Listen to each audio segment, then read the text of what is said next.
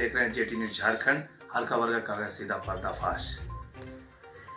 आंदोलन रेशमी रुमाल के संयोजक माननीय जमील खान जी, जो पिछले 2 दिनों से आमरण अनशन पर बैठे हुए थे और आज डीआरडी फाउंडेशन के पदाधिकारी, स्टॉप क्राइम के पदाधिकारी, राइन पंचायत के पदाधिकारियों ने जूस पिला के उनका अनशन तोड़वाया।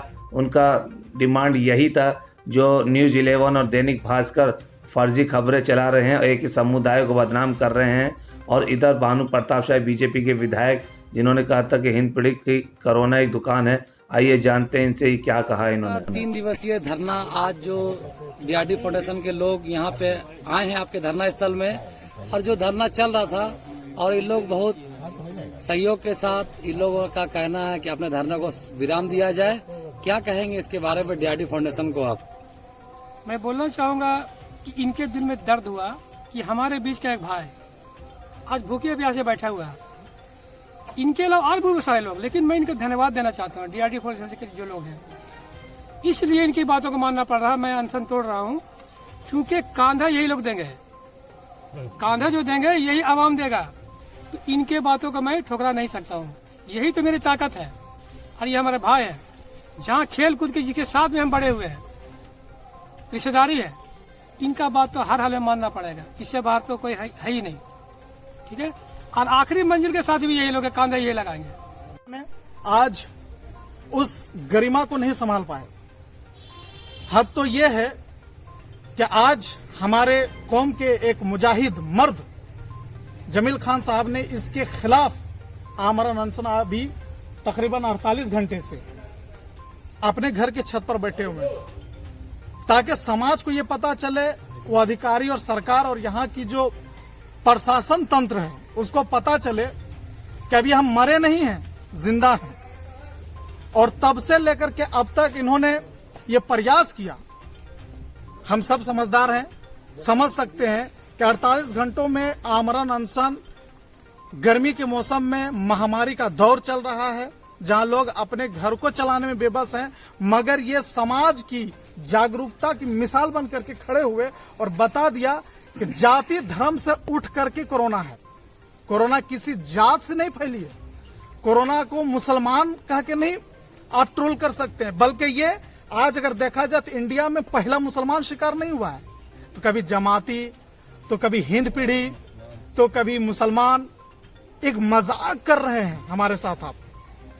ऐसा लग रहा है कि मुसलमान भारत में एक मुजरिम की तरह जी रहा है। जिस तरह भारत के और मुसलमानों को आपने दहशत में जीने का सलीका बताने की कोशिश किया, उस तरह यहाँ के मुसलमानों को भी आप दहशत और भय में जिलाने की कोशिश कर रहे हैं।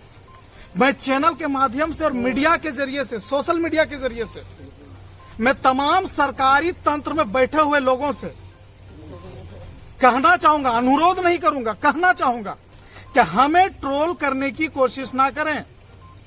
हम ट्रोल होने के लिए भारत में नहीं है और भारत हमारा है। कोई भी चीज हो हम पर हर इल्जाम, कहीं कुछ बम फटे तो हम उसके जिम्मेदार, बीमारी कहीं से चलाए तो हम उसके जिम्मेदार।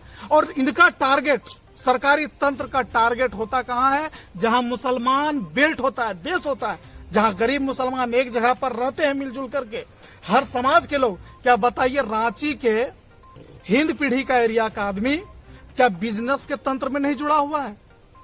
कौन ऐसी जगह है जहां पर हिंदू मुसलमान का संगम यहां से नहीं बना हुआ है?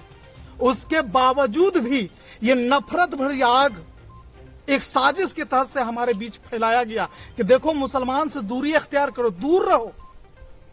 आज मर्द मुजाहिद जमील साहब का मैं शुक्रिया अदा करूंगा कि इन्होंने हमें जगाने की साहस किया है, मर्दानगी दिखाई है। और सरकारी तंत्र इस चीज को जान ले कि सिर्फ जमील साहब नहीं है। जब एक मर्द उठाए तो इनके पीछे पूरा हिंद पीढ़ी खड़ा है। इसको नोट कर लें आप।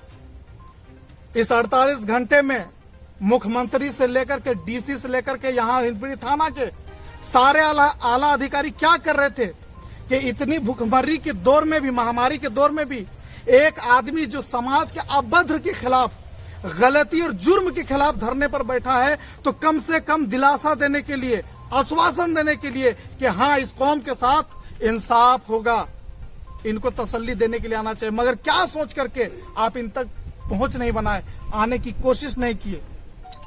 तो आज डीआरडी फाउंडेशन के हम तमाम लोग इनसे हाथ जोड़ करके अनुरोध कर रहे हैं कि आप जो है आमरण अनशन में जो बैठे हुए हैं, इसको बराए मेहरबानी, अभी आप जमील साहब इसको बराए मेहरबानी तोड़ दें, क्योंकि आप हमारे वो मर्द हैं कि अगर खुदा ना खास्ता जरा बराबर भी आपकी तबीयत कुछ हुई तो हम आने वाले दिनों में हमारे ऊपर लगने वाले इल्जामात का जवाब नहीं दे पाएंगे।